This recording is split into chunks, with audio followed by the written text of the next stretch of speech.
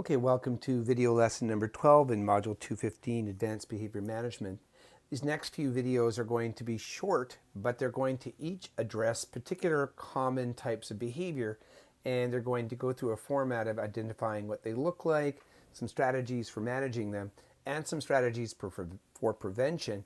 And we're going to end with an example in each case and ask you to journal about what you think might be appropriate in terms of the responses here, and we'll discuss those as part of our discussions online. So the first one we're going to talk about are power struggles. What they look like are interactions that are designed for win or lose, or another metaphor are tug of wars, where an individual refuses to do something or insists on doing something a certain way. And the idea is that we're trying to win over somebody else or to assert that we have more power. They're very good to think about as tug of wars because that starts to suggest how we might actually manage them. One of the most important things we can do is to simply let go of the metaphorical rope, to stop making the unnecessary load of power or weight of power to be in something. For example, in your own home, you might have had arguments about how the toothpaste should be stored or how the dishwasher should be loaded.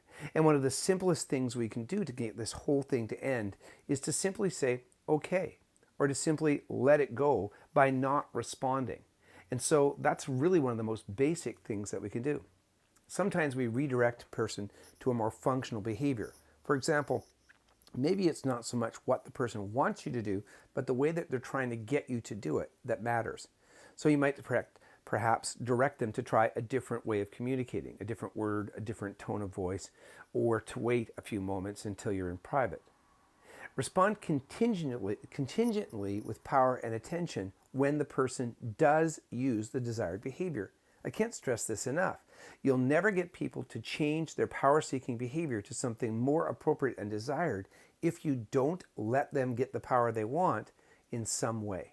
So it's really about giving people lots and lots and lots of opportunities to make choices. And when they switch gears, to respond by giving them more of what they want, finding a way to say yes or okay. So if you're redirecting a person to a new behavior, then give them what they want when they change to that new behavior.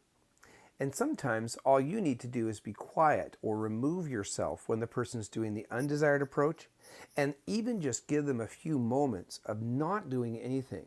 And sometimes that's when you can come in and offer them a new way of expressing their choice. The same is true of the prevention. If you're giving people lots and lots of opportunities in their lives to make meaningful choices, something we spoke about earlier, and you're respecting or following through on their choices, you'll have way fewer power struggles. People will automatically assume that you have intended to hear their words and intended to care about what they want. So here's an example for you to discuss, and we will take a look at what you think in a classroom discussion. Jerry, our fictitious client, has come into the office while you're on the phone. When you ask him to give you some privacy, he just smiles and he rips the phone out of the wall socket. Now this goes back a ways. This case, we don't usually use phones that are plugged into walls anymore, but play along. How would you respond? And what could you do to prevent this situation in the first place? Give your thoughts, have them written down, and be prepared to have a discussion about them as well. The online blog is a good place to write and will help us to generate discussion.